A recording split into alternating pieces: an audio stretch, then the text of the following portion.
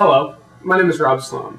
Today, I'm going to discuss an appreciation of the Chinese yuan relative to the US dollar. As you probably know, the People's Bank of China fixes the exchange rate with the US dollar. The exchange rate can vary up to 0.3% per day. Since the system was implemented in 2005, the exchange rate has appreciated a little more than 10%, from 8.27 to 7.40 yuan per dollar. That said, it is commonly believed that the yuan is still undervalued relative to the dollar. In the next 10 minutes, I'll start with some background surrounding the valuation of the yuan. Then, I'll discuss the implications of the significant appreciation of the yuan in isolation. So if everything else were held constant, what would be the predicted result of an appreciation? After that, I'll talk about how fiscal and monetary policy can be used to mitigate the adverse effects of a yuan appreciation. This is particularly relevant in the context of China's stated goals of sustainable growth and rebalancing its growth in regards to domestic consumption and exports. In short, China should be able to successfully grow its GDP and make progress towards rebalancing its growth even while the yuan appreciates. However, this will require a careful balance of both fiscal and monetary policy. Let's dive in. The valuation of the yuan has attracted a great deal of international attention as of late, particularly from China's primary trading partners, the US, Japan, and Europe. In last year's International Monetary Fund Article 4 consultation, the IMF strongly recommended that China increase flexibility of its fixed exchange rate. The implication is that this would be useful in increasing the appreciation of the yuan. While the Chinese authorities agree this would be useful in the medium term, they did not see any need for immediate action. Furthermore, they insisted that the appreciation that had occurred within the existing system was at the appropriate level.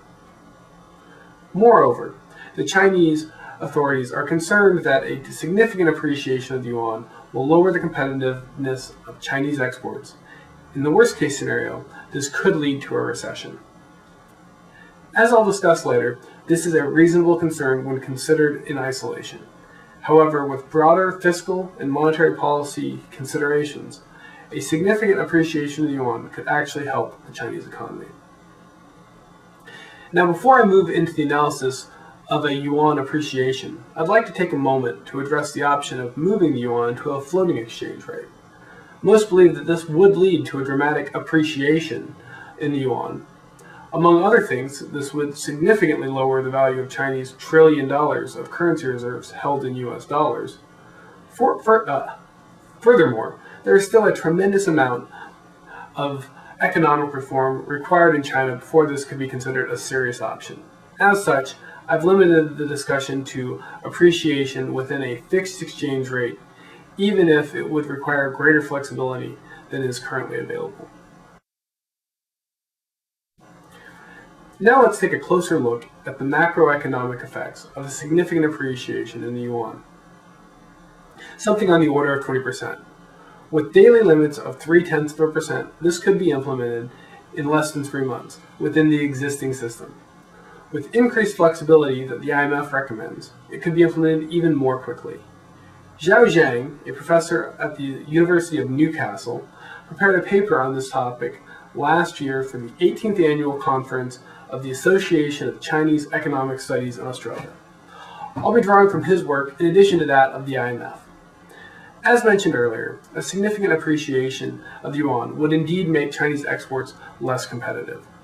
This would reduce exports, most notably to the US. Assuming that the US continues overconsumption, this implies that other developing countries would increase exports essentially at China's expense.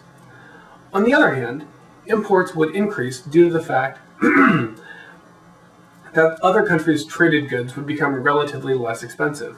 While this would likely lower China's trade surplus with developed countries, such as the United States, it could also increase China's trade deficits with many emerging countries in Southeast Asia. Interestingly, in Zhang's model, the nominal amount of imports still dropped due to the decline in GDP. Even more troubling is the fact that this change in export orientation would create a scenario of overcapacity in China. This would lead to deflation of non-traded goods within the country, it would also likely that foreign investment in China would drop off. As such, investments would become relatively more expensive, at least until the deflation runs its course and the price level stabilizes. Such an appreciation would also squeeze profit margins of Chinese firms, particularly due to increased cost of labor relative to prices of export prices. Subsequently, such an appreciation would increase unemployment. When you look at this from the perspective of the People's Bank of China, it's pretty easy to understand their concerns about yuan appreciation.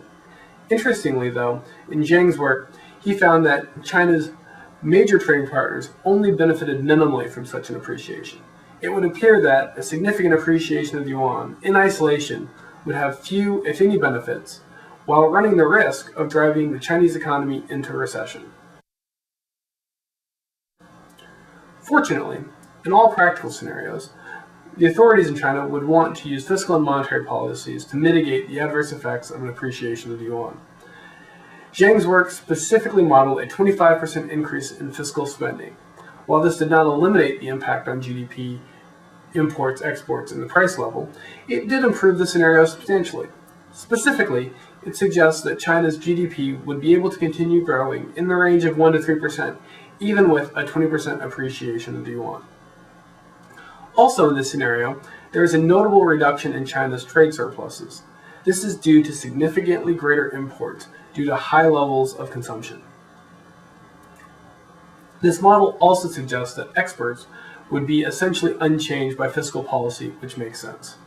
This suggests that an appreciation of the yuan will only benefit China's trading partners if the proper fiscal and monetary policies are in place to stimulate domestic consumption.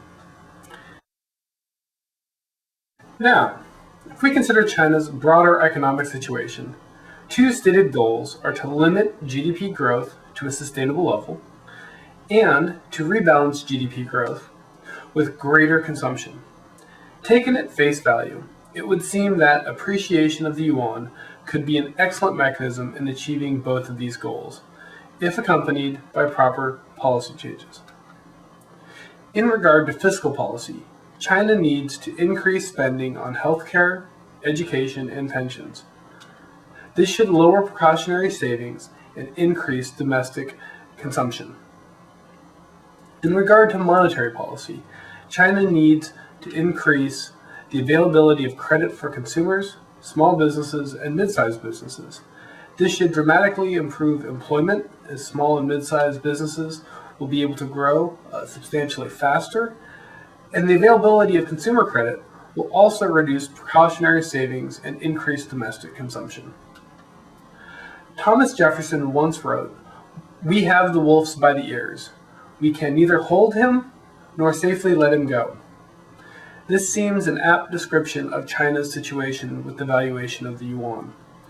An appreciation of over 20% seems quite risky, but with proper monetary and fiscal policies in place, a measured appreciation of the yuan over time should be consistent with China's stated economic goals.